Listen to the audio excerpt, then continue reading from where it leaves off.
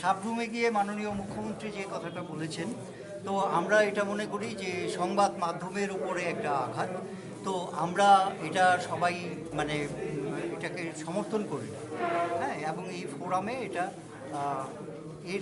এটাকে নিন্দা করা হয়েছে এবং বলা হয়েছে যে আজকে আমরা এই ব্যাপারে একটা প্রেস রিলিজ তৈরি করব, হ্যাঁ, এবং সেটা আমরা মিডিয়ার কাছে দেব।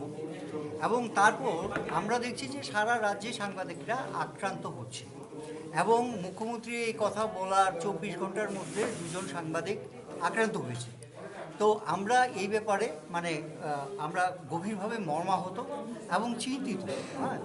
তো আমরা চাইছি যে সাংবাদিকদের উপর আক্রমণ বন্ধ হোক এবং সাংবাদিকদেরকে সুরক্ষা দেওয়ার জন্যে আজকে অ্যাসেম্বলি অফ জার্নালিস্ট, যেটা আসলে আমাদের অনেক পুরনো একটা সংগঠন, এবং সেটার সঙ্গে একটা টেগ লাইন যুক্ত করা হয়েছে, হ্যাঁ, অ্যান অর্গানাইজেশন বা a forum for protection of journalist and media workers.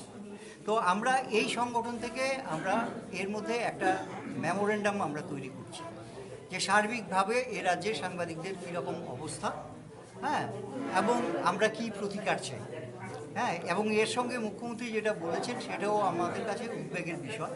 তো সেটা নিয়ে আমরা গভর্নরের কাছে একটা এই 5 দিনের মধ্যে মেমোরেন্ডাম আমরা রাজ্যের সকল অংশের সাংবাদিকদের নিয়ে কি ফোরাম? হ্যাঁ, এটা রাজ্যের সকল অংশের সাংবাদিকদেরকে নিয়েই এই ফোরাম।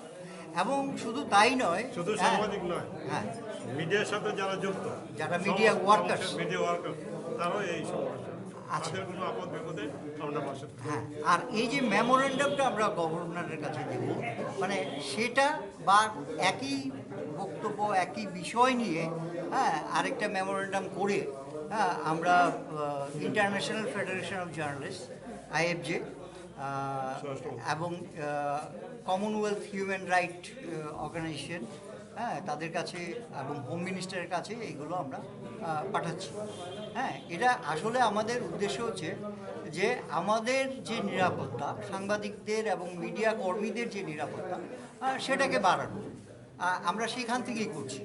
হ্যাঁ, যেহেতু আমরা মানে শুধুমাত্র যে দোষারোপ বা এতে যাচ্ছি না, আমরা অনেক বেশি ডিফেন্সিভ এই ক্ষেত্রে, হ্যাঁ, যে আমাদের যে নিরাপত্তা সেটা আমাদেরকেই সুরক্ষিত করতে হবে।